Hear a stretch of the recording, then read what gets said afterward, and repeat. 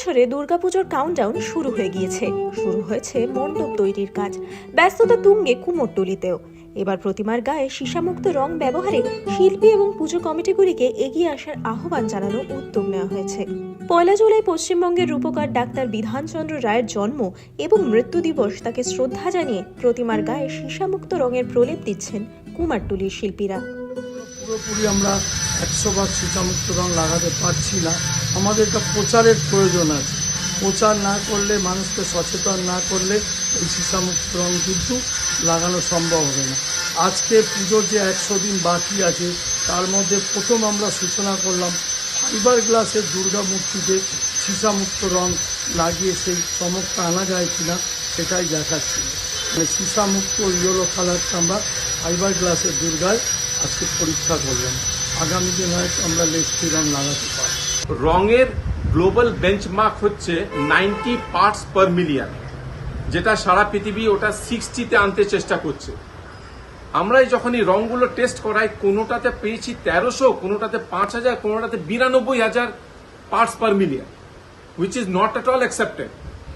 এই রং প্রচুর এই শিল্পীদের ক্ষতি করে, তাদের লাংস তো 100% এফেক্ট করবে, তাদের স্কিন এফেক্ট করে, এবং সব থেকে বড় এস্টুরেন লাইন এবং অ্যাকুয়েটিক লাইফ এফেক্ট করে। যখন ঠাকুরটা বিসর্জন দেয়, যেখানেই দিক, গঙ্গাতে দিক, যে কোনো পুকুরেই দিক, তখন আমরা এই অ্যাওয়ারনেসটা আমরা শুরু করলাম যে লেট ফ্রি কন্টেন্ট পেইন্টস যদি ইউজ করা যায়। একটা ঠাকুর কুমারটুলিতে দাম হচ্ছে 1 লাখ টাকা, তার রং করতে খরচা 5 থেকে 7 হাজার টাকা। তো তার যদি আমি সেই 5-7 হাজার যদি আমি তার 10% ধরি, উইচ ইজ মিয়ার 700 থেকে 1,000 টাকা। তো আমরা আজকে এই বার্তাটা দুপক্ষকেই দিচ্ছি, কুমারটুলি আর্টিসানসদের, যে আপনারা যখন এই রং করছেন সেটা লেট ফ্রি 90 পার্টস পার মিলিয়নের রংটা ইউজ করুন। এবং প্রত্যেকটা ক্লাব অর্গানাইজার সবাইকে, যেহেতু আমরা কলকাতার দুর্গাপুজোকে সারা পৃথিবীতে তুলে ধরেছি, আমরা সব ক্লাব আর্টিস্টদের রিকোয়েস্ট করছি যে আপনারা যখন যাই আপনাদের ঠাকুরের বায়না ঠায়না হলো, সেই জায়গায় এক্সট্রা আপনারা 500, 700, 1000 টাকা দিন এবং এনশিওর করুন যাতে আপনাদের প্রতিমাটা লেট 90 পার্টস পার মিলিয়নের লেট কন্টেন্ট পেইন্টস যাতে ইউজ করা হয়। প্রতি বছরই দেখা যায় বাংলার দুর্গাপুজোর মণ্ডপে থিম ভাবনায় পরিবেশ রক্ষার ভাবনাটিকে স্থান দেন পুজো কমিটিগুলি। মণ্ডপ চত্বরে দর্শকদের জন্য দূষণমুক্ত পরিবেশ গড়ে তোলার বার্তা দেওয়া হয়, তুলে ধরা হয় প্লাস্টিকের ক্ষতিকারক দিকগুলো।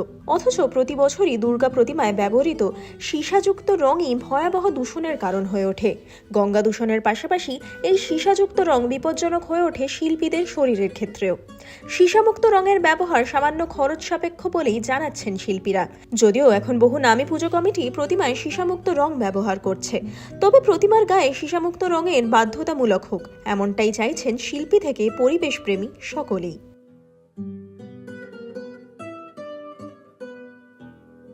তীর্থঙ্কর দাসের রিপোর্ট, আজকাল.in।